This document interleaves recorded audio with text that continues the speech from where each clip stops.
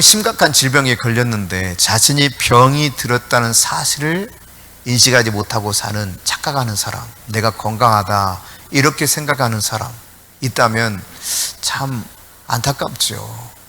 그리고 그 사람이 앞으로 어떻게 될 것인가 생각해보면 위험하기 그지없죠. 여러분, 오늘날 그런데 교회의 모습을 향해서 하나님께서는 병에 걸렸다고 진단하고 있는 것입니다. 치명적인 병에 걸린 사람들이 이 사실을 모르고 마치 치명적 병에 걸려서 겨우 숨만 쉬고 있는 사람이 치명적 그 질병에 걸려 있는 줄 모르고 착각하고 있는 것처럼 치명적인 영적 질병에 걸려서 지금 문제가 심각한데도 불구하고 이 사실을 깨닫지 못하고 건강한 성도인 것처럼, 교회인 것처럼 착각하고 지낸다면 이것은 더욱 위험한 일이 될 것입니다. 오늘 성경에서 보면 본문의 말씀에 처음 사랑을 버렸다라고 말합니다. 처음 사랑을 버린 줄 모르고 살아가는 에베소 교회를 향해서 말씀하고 있는 것이죠. 문제가 지금 무엇인지를 깨닫지 못하고 살아가고 있는 에베소 교회를 향해서 말씀하고 있습니다. 7교회 소아시아에 있는 이 교회들에게 예수님이 직접 사도 요한을 통해서 말씀하신 것이죠.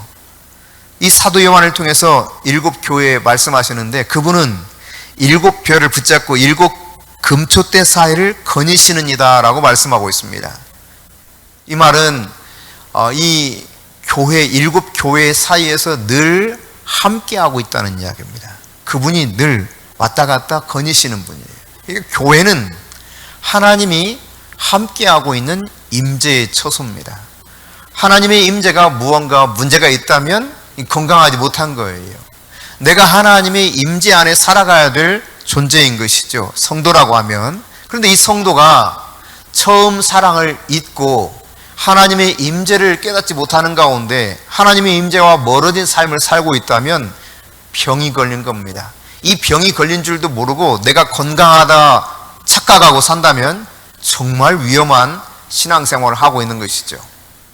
그러니까 제멋대로 자기 자신에 대해서 자기 자신의 정체성을 그렇게 생각하고 받아들인다면 하나님께서 말씀하시는 모습과 너무 거리가 멀고 매우 위험한 거죠. 심각한 것입니다. 이런 심각성에 대해서 주님께서는 깨우쳐주고 있습니다. 너 처음 사랑 버렸다. 첫사랑을 잊고 산다는 것입니다. 주님을 만났던 그 감격을 잊고 산다는 거예요. 이러한 심각한 문제를 하나님께서 지적하실 뿐만 아니라 그 심각성을 깨닫게 하면서 동시에 처방을 주고 있어요. 어떤 처방을 주고 있는가? 자, 5절이에요. 5절 같이 읽습니다. 시작. 그러므로 어디서 떨어졌는지를 생각하고 회개하여 처음 행위를 가지라. 만일 그리하지 아니하고 회개하지 아니하면 내가 내게 가서 내 촛대를 그 자리에서 옮기리라. 아멘. 여러분, 하나님은 분명히 예수 그리스도를 통하여서 교회인 성도들이 무슨 문제를 가지고 있는가 말씀하고 있습니다. 첫사랑을 잊고 산다는 것인데 이 사실을 깨우쳐 주실 뿐만 아니라 어디서 과연 그 사랑을 잊어버렸는지, 어디서부터 떨어지기 시작했는지 그것을 직시하고 돌이키라는 거예요. 만일 그렇지 않으면 어떻게 하겠다는 것입니까? 너의 촛대를 내가 옮겨버리겠다. 더 이상 하나님의 영광과 임재와 권능과 그분의 동행하심, 이런 은혜를 누리지 못하도록 옮겨버리시는 이러한 징계가 따를 것임을 하나님께서 말씀하고 있죠.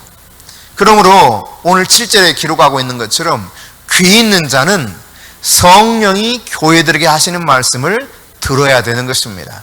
오늘 여러분 들을 귀가 있습니까? 오늘 하나님께서 말씀하시는 이 음성을 들을 귀가 열릴 수 있기를 바랍니다. 모든 이는 자신이 잘 듣고 있다고 생각합니다. 그러나 주님은 말씀하고 있죠. 뻔히 귀가 있는 줄 알면서도 귀 있는 자만 들으라는 거예요. 성령은 계속해서 교회에게 말씀하고 있어요. 병든 교회를 향하여 말씀하고 있습니다. 제발 좀 내 말을 들으라. 어서 빨리 처음 사랑을 회복해라. 어디서 도대체 떨어진 일을 제대로 깨닫고 빨리 회복해라. 그렇지 않으면 내가 너에게 있는 촛대 옮겨버리겠다. 이 주님의 경고이자 또한 주님께서 처방을 내리고 있는 모습이죠. 여러분, 교회라고 했을 때 우리는 교회를 고정된 어떤 장소로 생각할 때가 많습니다. 그러나 교회는 살아 움직이는 생명체입니다. 아멘. 교회는 살아서 막 움직이는 생명체예요. 하나님께서 인간을 만드실 때 태초에 인간의 형상을 이렇게 흙으로 빚으시고 그 코에 생기를 불어넣으셨습니다. 그래서 살아있는 생명체가 되게 하셨죠. 이 모습이 바로 인간입니다. 마찬가지로 요한복음 20장에 보면 예수님께서 죽으셨다가 살아나셨고 부활하신 그분이 제자들이 모여있는 곳에 찾아오셨어요. 그리고 그들에게 말씀하시는 장면이 나타납니다. 요한복음 20장 21절부터 한번 잠깐 보겠는데 같이 읽습니다. 예수께서 또 이르시되 너에게 평강이 있을지어다. 아버지께서 나를 보내신 것 같이 나도 너희를 보내노라. 이 말씀을 하시고 그들을 향하사 숨을 내쉬며 이르시되 성령을 받으라. 너희가 누구의 죄든지 사하면 사해질 것이요 누구의 죄든지 그대로 두면 그대로 있으리라 하시니라. 아멘. 여러분, 예수님이 부활하신 이후에 찾아와서 사실 신학자들은 이 모습을 뭐라고 표현하냐면 새로운 역사가 시작되었다라고 말합니다. 새로운 역사가 시작될 때 예수님이 하셨던 말씀이 무엇입니까? 새로운 역사를 창조하실 때 예수님의 방법은 무엇이었습니까? 그것은 성령을 받으라는 거예요. 뭐라고요? 성령을 받으라. 그러니까 성령 하나님과 관계없는 존재는 사실 죽은 존재예요. 생기, 루아우, 성령을 불어넣어서 처음 생명체를 만드셨고 역시 새로운 역사를 창조하셨던 예수님은 성령을 받으라 하시면서 숨을 내쉬는 가운데 주님 제자들 앞에서 나타나셨다는 사실을 우리가 생각해 봐야 될 것입니다. 그러면 그 생기를 불어넣은 생명체들이 어떻게 되는 겁니까? 살아있는 생명체라고 하는 것은 자연스럽게 생육하고 번성하게 되어 있습니다. 그래서 창세기 1장 28절에도 생육하고 번성하여 땅에 충만하라 이와 같이 말씀하고 있어요. 그런가 하면 여러분 사도행전 1장 8절에 교회들을 향하여서 뭐라고 말합니까?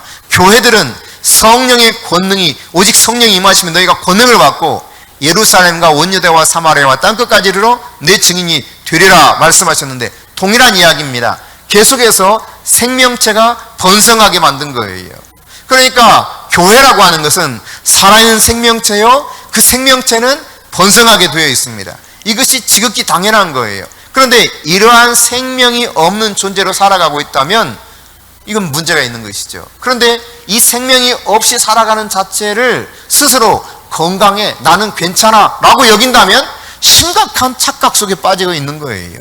정말 문제가 아주 심각한 거죠. 언제 어느 순간 촛대가 옮겨질지도 모르는 이러한 상황 가운데 살고 있으면서도 나는 괜찮다라고 생각한다면 얼마나 어리석은 모습이 있습니까? 여러분, 교회는 살아 움직이는 생명체입니다. 하나님의 성령이 함께하는 살아 움직이는 생명체예요. 그러니까 여러분 자신을 잘 점검해야 돼요. 내 안에 살아계신 성령님이 나와 함께 지금 함께하는 가운데 내가 살아있는 생명체처럼 지금 생명력 있게 활동하면서 주님이 원하시는 것처럼 그렇게 번성하고 충만한 삶을 살아가고 있는가라고 하는 것을 점검해 봐야 되겠죠. 교회 그러면 건물을 떠올려요, 사람들이. 그러나 교회는 건물을 초월하는 것입니다. 여러분, 하나님께서는 인간의 손으로 만들어 놓은 전에 내가 거하지 않겠다고 친히 성경을 통해서 말씀하신 바가 있어요. 여러분, 솔로몬 성전을 짓습니다.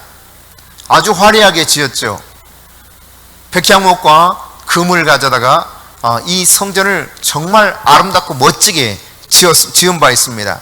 그리고 나서 솔로몬이 열왕기상 8장 27절에 이처럼 고백해요. 함께 읽습니다. 하나님이 참으로 땅에 거하시리까 하늘과 하늘들의 하늘이라도 주를 용납하지 못하겠거든 하물며 내가 건축한 이 성전이오리까. 그렇습니다, 여러분.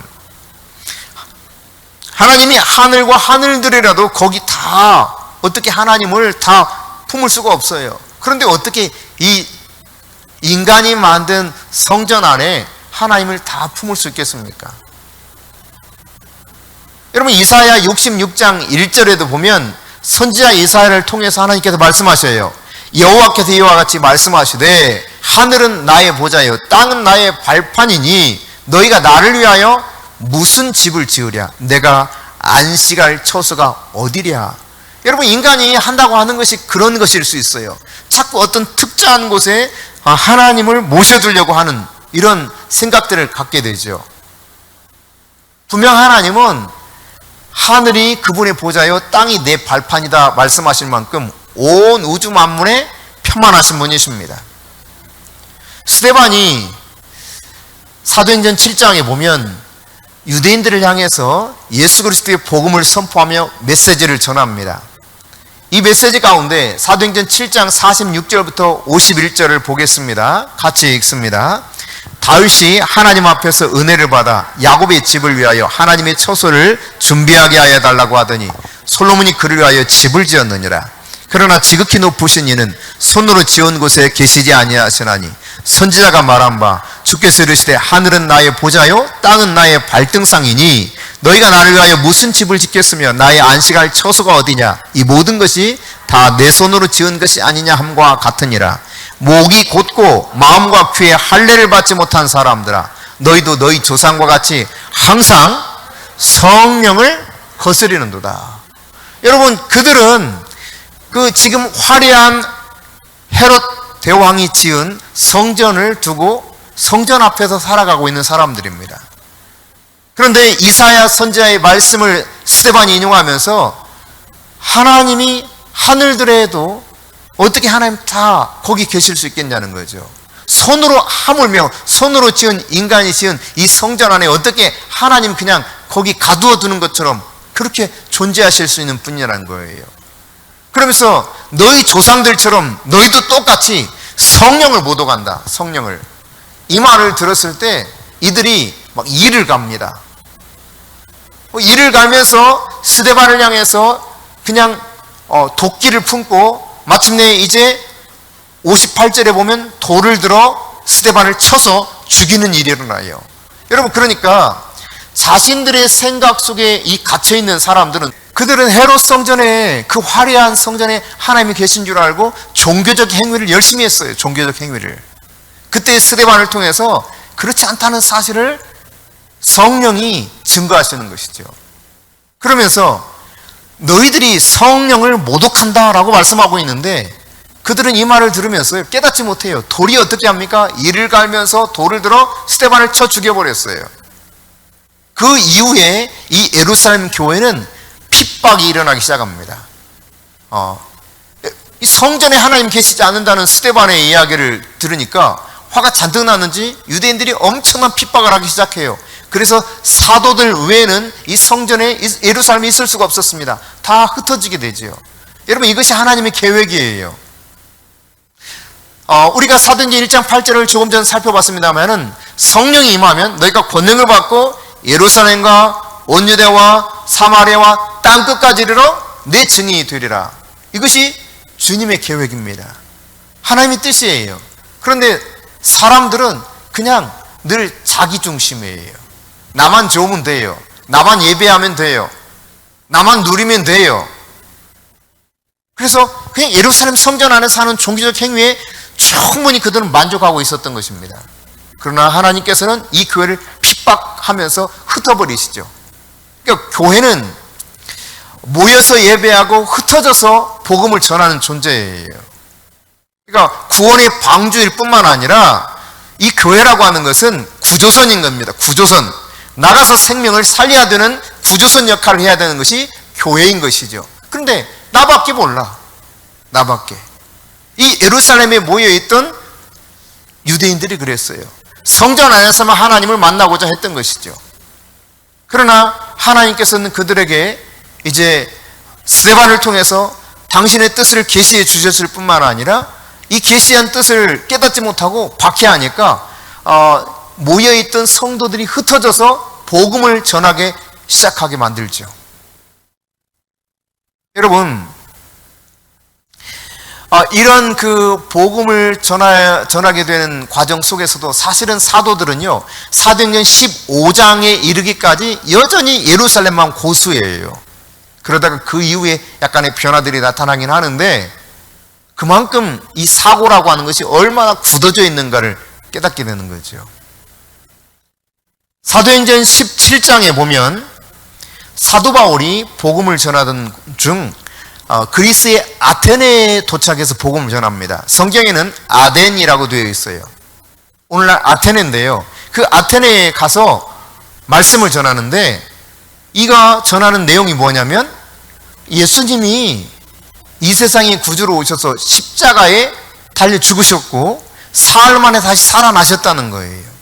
그러니까 그 사람들이 듣기는 너무 생소한 이야기였어요. 그래서 야, 너가 말하는 이야기를 좀 제대로 듣기를 원하는데 아레오바고 거기 가서 한번 전했으면 좋겠다 해서 아레오바고 광장으로 사도 바울을 이끕니다. 그래서 바울이 그 아레오바고 광장에 올라가서 복음을 전하기 시작해요.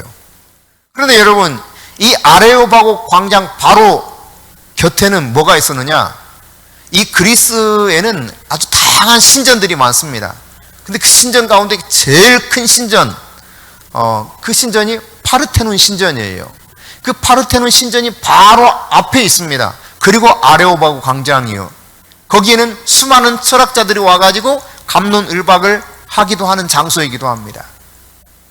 그러니까 이 당시 에피큐로스 스토아 학파가 아주 철학적인 측면에서 가장 그 쌍두마차처럼 그렇게 세상에 영향을 끼치고 있었을 당시인데, 에피큐로스 학파 학자들, 스토아 학파자들이 지금 아레오바고 광장에 모여서 사도 바울이 전하는 말씀을 듣고 있는 거예요. 그 중에 일부만 살펴보면 사도행전 17장 24절 25절입니다. 같이 읽습니다. 우주와 그 가운데 있는 만물을 지으신 하나님께서는 천지의 주제시니 손으로 지은 전에 계시지 아니하시고 또 무엇이 부족한 것처럼 사람의 손으로 섬김을 받으시는 것이 아니니 이는 만민에게 생명과 호흡과 만물을 친히 주시는 이심이라. 아멘. 여러분, 그러니까 그들은 신전 안에 신이 있는 줄 생각하고 살아가는 거죠. 그런데 사도 바울은 지금 내가 전하는 너희들이 진짜 제대로, 너희들은 알지 못하는 신에게 심지어 제단을 쌓고 엎드려서 제사를 드리던데 내가 진짜 신을 소개하겠다. 그분은 하늘과 땅의 주제이시다. 온 세상을 다스리시는 분이시다. 그분은 건물에 갇혀있는 분이 아니시다 라고 하는 것을 이야기하고 있는 것이죠. 여러분, 그래요. 이런 측면에서 보면 교회는 건물을 초월하는 것입니다. 이런 교회라고 하는 것이, 에클레시아, 교회라고 하는 것이 어떤 의미라 그랬습니까? 높은 건물을 의미하는 것이 아니죠. 교회는 하나님께서 세상으로부터 구별하여서 거룩한 무리들을 삼은 성도의 성도, 이게 교회예요. 거룩한 무리들이 교회인 것입니다. 그러니까 교회는 건물을 초월해서 존재하는 것이라는 것을 깨달아야 돼요. 여러분, 그 뇌사 상태에 있는 빠진 사람들 중환자실에서 막 산소호흡기 끼워 넣고 있는 거 상상해 보면 참 안타깝지요. 회복될 기미도 없고 겨우 그냥 목숨만 부지한 모습. 그 참 가족들도 그렇고 얼마나 참 힘듭니까? 그런데 오늘날 교회당에 와가지고 마치 이런 모습으로 성도들이 영적인 산소호흡기 끼워놓고 겨우 명맥만 유지하는 거야. 나 성도입니다. 나 지금도 살아있긴 합니다. 뭐 이런 거예요. 얼마나 참 불쌍한 존재입니까, 여러분? 중환자실에서 산소호흡기 꽂아놓고 살아있는 것과 교회에 와가지고 그때서야 겨우 생명을 받아서 겨우 살아가고 있는 이런 성도라면 기가 막히잖아요. 그걸 어떻게 성도라고 할 수 있겠습니까? 교회는 이런 건물을 초월해서 내가 살아있는 생명체로 존재한다는 사실을 깨달아야 돼요. 그뿐만 아니라 교회는 특정한 장소에 따라서 매일 수 없는 것입니다. 예수님과 사마리아 여인 가운데 흥미로운 대화를 하는 것이 요한복음 4장에 나타나 있어요. 이 요한복음 4장 예수님과 이 사마리아 우물가의 여인 그 대화 속에 보면은 사마리아 우물가 여인은 이렇게 질문합니다. 우리 조상들은 여기 산에서 예배를 해야 된다 그러는데 당신들은 예루살렘 성전에서 예배를 해야 된다더라. 어느 것이 옳으냐? 이런 질문을 던집니다. 그러니까 이것이 얼마나 어리석은 질문인가를 깨달아야 돼요, 사실은. 그러니까 예배를 어디에서 해야 되는가? 이것보다 더 중요한 것은 정말 내가 영과 진리로 살아계신 하나님을 온전히 예배하는가예요. 그러니까 오늘 이 시간에도 마찬가지입니다. 여기에 모인 여러분들이 그냥 교회에 왔으니까 그냥 뭐라고 할까요? 그래, 영적으로 안도가 좀 되고 괜찮아. 이거 아니에요, 여러분. 살아계신 하나님 앞에서 성령의 음성을 들으면서 그분의 임재 앞에서 그분을 만나는 시간이 돼야 돼요. 이곳에서 뿐만 아니라 모든 처소에서 그분을 만나야 되는 것입니다. 이 사실을 깨닫지 못하고 살아가기 때문에 엉뚱한 질문을 던지면서 엉뚱하게 하나님을 찾고 있는 거예요. 내가 살고 있는 삶의 자리 모든 것이 하나님을 예배해야 될 처소인 것이죠. 신령과 진리로 하나님은 예배하는 자를 찾으시는데 어디에서? 늘 모든 곳에든지 이처럼 성령 안에서 진리 안에서 예배하는 자를 찾으시는 거예요. 다르게 표현하면 삶이 다 예배되어야 된다는 이야기입니다. 그래서 교회는 주일 하루에 1시간 드리는 예배 그 이상이에요. 로마서 12장 1절 2절 함께 읽습니다. 같이 읽습니다. 그러므로 형제들아 내가 하나님의 모든 자비하심으로 너희를 권하노니 너희 몸을 하나님이 기뻐하시는 거룩한 산제물로 드리라. 이는 너희가 드릴 영적 예배니라. 너희는 이 세대를 본받지 말고 오직 마음을 새롭게 함으로 변화를 받아 하나님의 선하시고 기뻐하시고 온전하신 뜻이 무엇인지 분별하도록 하라. 아멘. 여러분, 우리가 드리는 예배가 어떤 것이 진짜 산 예배냐, 살아있는 예배냐? 하나님 앞에 나의 몸을 거룩한 산제물로 드리는 것이라는 거죠. 그러니까 매 순간마다 내가 하나님께 제물로 드려지는 거예요. 주일 1시간만 예배하는 것이 아니라 이 시간은 말하자면 영적인 특별한 공급을 받는 시간이요, 하나님 앞에 말씀을 훈련받는 시간이라면 여러분의 삶의 자리에서 하나님을 예배하는데 그분을 이 세대에 본받지 말고 마음을 새롭게 변화를 받아서 하나님이 기뻐하시고 하나님이 온전하시고 하나님이 선하신 뜻이 무엇인가 분별하면서 나 자신을 드리며 예배하라는 것입니다. 그래야 살아있는 생명을 누리며 살아갈 수 있게 되는 거예요. 그러니까 1년 12달 365일 계속 예배하는 삶이 되어야 된다, 그 말입니다. 이게 연장돼야 되는 거예요. 끊임없이. 요한 웨슬레를 비롯한 위대한 믿음의 선진들에게 아주 큰 영향을 끼쳤던 윌리엄 로라고 하는 청교도 학자가 있습니다. 그는 이렇게 말했습니다. 우리의 일상 행동이 신앙이나 헌신의 바탕을 두어야 한다는 명령은 성경의 거의 매 구절에서 발견된다. 우리의 복된 구세주와 그분의 제자들은 일상생활과 관련된 신조들의 관심을 집중했다. 그러니까 여러분, 그냥 1시간 드리는 예배에 관심을 두었던 것이 아니라 하나님은 사실 모든 순간마다 하나님 앞에서 그 삶 전체를 하나님 뜻대로 살아가도록 말씀하셨고, 믿음의 선조들은 이런 것들에 집중하며 살았다는 이야기입니다. 그럼 오늘날 성도들은 어떻습니까? 그냥 겨우 1시간 와서 예배 드리는 것으로 땡치려고 그래. 이게 그냥 최상이야. 주사 한 방 맞고 일주일 버티려고 하는 거죠. 안 되면 또 산소호흡기 꽂고.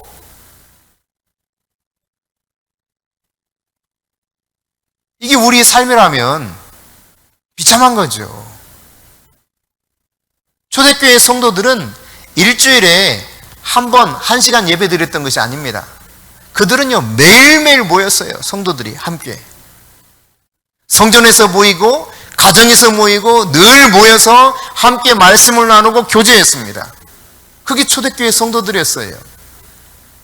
그러니까 영적인 건강한 가족의 모습이 회복되어야 되는 것입니다. 함께 하지 않으면 나 홀로 있을 때 과연 건강하게 살아갈 수 있을까? 그렇지 못하는 것이 우리의 삶이라는 것을 우리는 잘 알아요. 그럼에도 불구하고 그냥 이런 핑계 저런 핑계 때문에 그냥 하나님을 잊어버린 채 나 주일날 예배 드렸어, 이것으로 끝내려고 하는 거죠. 그러니까 영이 제대로 살아있을 수가 없는 거예요.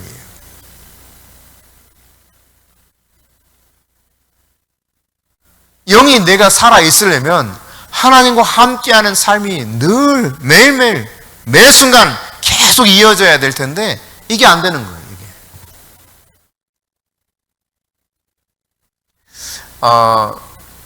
하나님의 말씀을 이제 묵상하도록 제가 그 청년들에게 이야기하면서 강조하고 있는데, 어느 날 뭐 이제 명절 때 이런 이야기가 들려요. 물론 이해는 하죠. 제가 명절 때는 좀 봐주시면 안 되나? 근데 제가 이제 명절 때도 그때 스카이프를 연결해 가지고 묵상을 어떻게 했는지 확인하는 시간을 가졌거든요. 그랬더니 그때 한 반만 했던 것 같아요. 반은 안 하고 반은 안 하고. 그러면서 이때는 좀 쉬면 안 되나? 이렇게 이야기를 해요. 그래서 물론 그럴 수도 있겠죠. 그것이 막 갑자기 우리 인생을 송두리째 바꾸지는 않겠죠. 그렇지만 여러분, 제가 이런 말 했어요. 너 명절에 밥 먹었지? 더 맛있게 먹었지? 근데 왜 말씀이 생명의 말씀이라며 생명의 떡은 안 먹었어? 여러분 잘 생각해 보세요. 하나님께 예배하는 것이 그냥 일주일에 한 번으로 그게 과연 하나님을 내가 지금 잘 믿고 있다고 생각할 수 있겠는가? 여러분 첫사랑에 빠진 사람을 생각해 보세요. 그 첫사랑에 빠졌을 때 하루만 만나고 그 한 시간만 만나고 나머지 시간 다 잊어버리고 살아. 그게 가능해요? 자나깨나 늘 생각 속에 뭐가 있어요? 나의 사랑, 나의 연인. 이거밖에 없겠죠. 여러분 예수님과 첫사랑에 빠졌던 걸 빨리 회복하라는 거예요. 어디서 떨어졌는지 빨리 확인하고 빨리 돌이키라는 거예요. 어떻게 일주일에 한 번 예배하고 그 사랑을 제대로 유지하며 살아갈 수 있어요? 말이 안 되는 거죠. 말이 안 되는 거죠. 그럼에도 불구하고 성도들은 그렇게 살아가려고 해요. 심각한 자신이 얼마나 심각한 존재인가를 깨닫지 못하고 사는 거죠. 그러니까 어마어마하게 심각한 겁니다. 이게 제대로 깨닫지 못해서 그렇죠. 여러분 우리 각자는 하나님의 성전입니다. 우리가 모인 것도 하나님의 성전이에요. 성경은 말하고 있죠. 고린도전서 3장 16절. 오늘 성경이 우리에게 뭘 증거하고 있습니까? 너희가 하나님의 성전인 것과 하나님의 성령이 너희 안에 계신 것을 알지 못하느냐? 고린도전서 6장 19절에서 뭐라고 말합니까? 너희 몸이 너희가 하나님께로 받은 바 너희 가운데 계신 성령의 전인 줄을 알지 못하느냐? 여러분 우리가 하나님의 성전입니다. 성령이 내 안에 계시는 거예요. 내가 있는 곳, 내가 모인 곳이, 우리가 모인 곳이 하나님의 성전이 되는 것입니다. 그러니까 예수님은 하나님과 하나님의 백성들의 가로막혀 있었던 담과 같은 휘장을 위에서부터 아래로 찢어버리셨죠. 그 육체가 찢긴 사건을 의미한다고 말씀드렸습니다. 이 일로 인해서 온 세계가 이제는요 하나님의 임재, 하나님의 권능, 하나님의 영광 앞에 누구든지 예수 그리스도를 인해서 나아갈 수 있는 길이 활짝 열린 거예요. 할렐루야. 여러분 내 자신이 아무리 하찮은 사람이라도 혹은 사람들의 관점에 봤을 때 대단하게 위대한 사람이든 상관없이 모든 사람에게 하나님의 성령이 임하였어요. 예수를 믿는 사람이라면 그가 곧 하나님의 성전인 것이죠. 하나님의 영광, 하나님의 임재, 하나님의 영광을, 하나님의 권능을 언제든지 누리며 살 수 있는 존재로 바뀌었다는 이야기예요. 그렇다면 여러분 내가 그 하나님의 임재와 영광과 권능 안에 살아갈 뿐만 아니라 이 하나님의 임재와 영광과 권능을 세상 가운데 드러내는 존재로 나를 보냈다는 사실을 깨달아야 됩니다. 이게 바로 성도의 모습인 거예요. 하나님이 성도를 통해서 이렇게 살아가기를 원한다는 사실을 성경은 계속 증거하고 있습니다. 여러분, 예수님과 예수님의 제자들이 이렇게 지내는 동안에 예수님의 제자들이 자기들의 인생 최고의 순간을 어느 때라고 여겼을까요? 그것은 예수님과 함께하는 순간이 최고의 인생을 누리고 있다고 생각했을 겁니다. 그런데 예수님의 생각은 좀 달랐어요. 그래서 요한복음 16장 7절 8절입니다. 같이 읽습니다. 그러나 내가 너에게 실상을 말하노니 내가 떠나가는 것이 너에게 유익이라. 내가 떠나가지 아니하면 보혜사가 너에게로 오시지 아니할 것이요 가면 내가 그를 너에게로 보내리니 그가 와서 죄에 대하여 의에 대하여 심판에 대하여 세상을 책망하시리라. 아멘. 여러분, 예수님과 함께 하고 있는 것이 최고의 기쁨이요 영광이요 정말 이것이야말로 빼앗길 수 없는 것이라고 여겼던 제자들인데 예수님 말씀하시기를 야, 내가 너희들을 떠나는 것이 너희들에게 최고야, 이렇게 말씀하시는 거예요. 참 이해할 수 없는 예수님 말씀이었죠. 도대체 예수님 무슨 생각, 무슨 계획을 가지고 계셨을까? 이걸 알려면 질문을 몇 가지 던져봐야 됩니다. 첫째, 예수님이 이 세상에 오시기 전 하나님의 영광과 하나님의 권능, 살아계신 그분의 임재 앞에 나가려고 하면 어떻게 할 수 있었습니까? 언제 그 하나님을 어디에서 만날 수 있었습니까? 1년에 딱 한 번 속죄일에 단 한 사람 대제사장만이 그 하나님을 만날 수 있었어요. 그게 예수님 이전 시대의 삶이었습니다.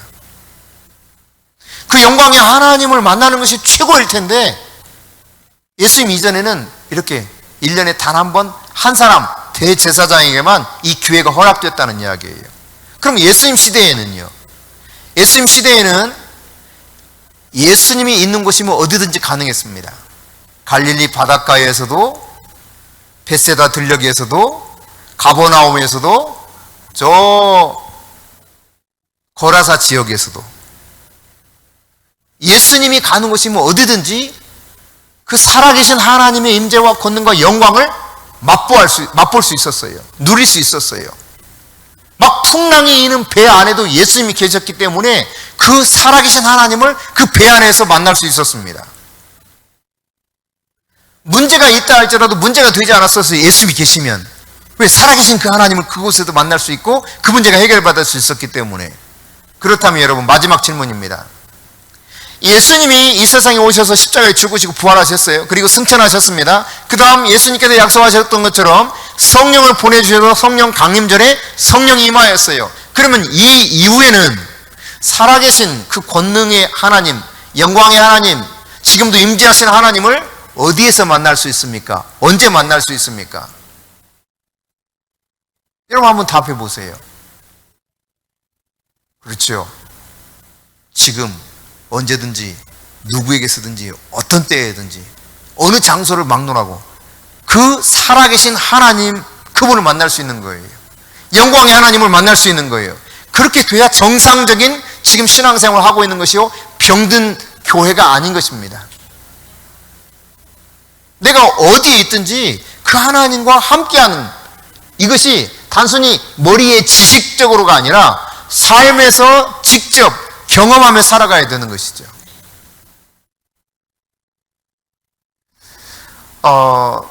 너무 힘드니까 이제 견디지 못하고 우리 장재희 성도님이 병원에 입원하시게 됐잖아요. 근데 입원하시기 전에 저를 이제 요 앞에서 만났단 말이죠. 그리고 기도를 하는데 하나님의 성령께서 저에게 말씀하셨던 그랬어요. 이것은 질병이 아니다. 하나님의 그 임재 안에서 하나님을 만나가는 기쁨이 커가고 있기 때문에 마귀가 장난을 치고 있는 거다.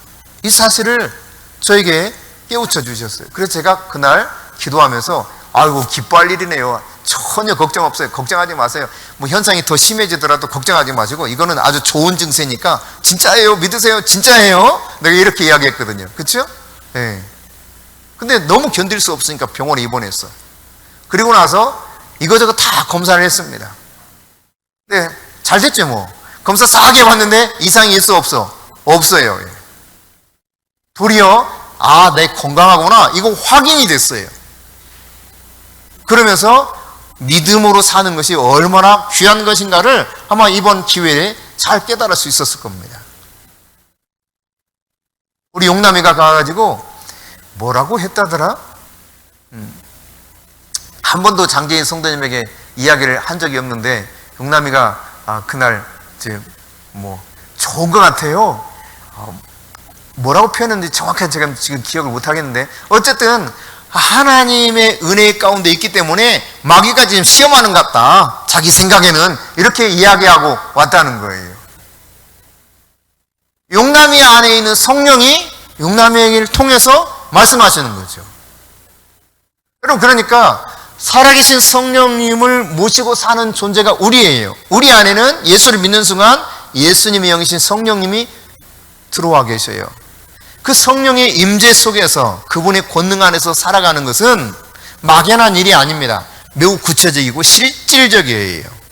그리고 그분의 권능과 영광이 우리 안에서 충만하게 나타나는 것이죠.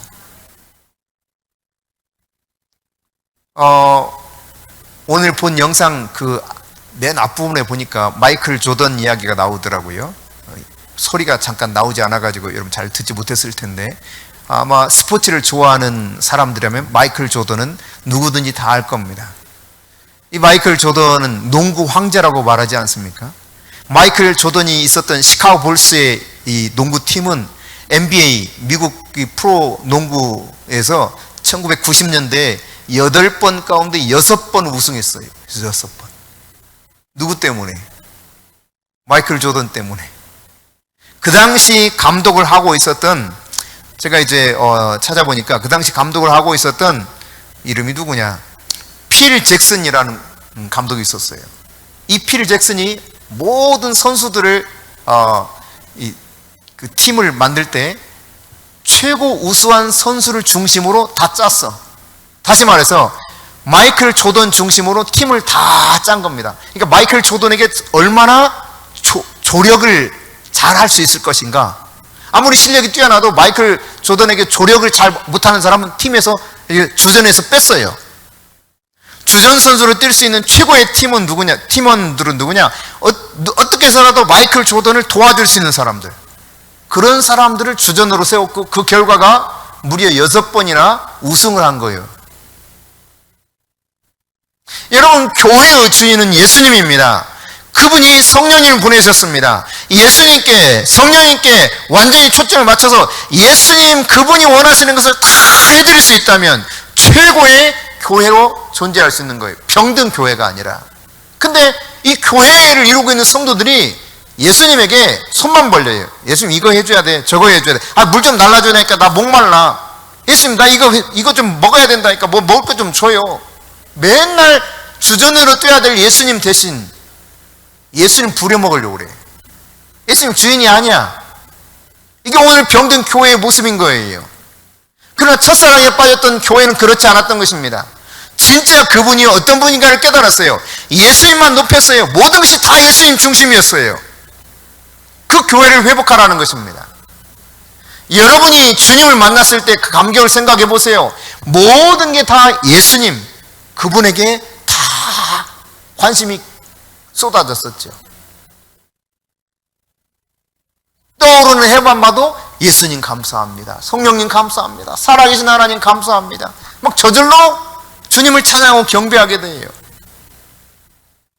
근데 예수님이 멀어지고 이 병든 자아 속에 살아가면서 건강한 줄 착각하는 사람들은 이거 해주세요, 저거 해주세요. 예수님 다 이거 해주라니까. 저거 좀 해줘요. 왜 예수님이 안 해줘요? 맨 이런 요구만 하고 있는 거예요. 예수님이 종로로만 하는 거죠. 종로로만. 오늘 예수님께서는 교회들을 향해서 말씀하고 있어요. 이 7개 교회들에 대해서는 요한계시록을 하실 때 최 목사님께서 자세하게 조금 더 여러분과 함께 나누게 될 것이고요. 교회들에게 말씀하고 있는데 이 병든 교회들을 향하여서 깨어나라는 거죠. 성령이 교회들에게 하시는 말씀을 들을지어다 귀 있는 자들아. 오늘 여러분이 정말 주님께서 원하시는 귀가 있거든 주님의 이 음성을 들을 수 있기를 바랍니다. 어디에서 떨어졌는지 빨리 확인하시고 주님의 사랑을 회복할 수 있기를 축복합니다.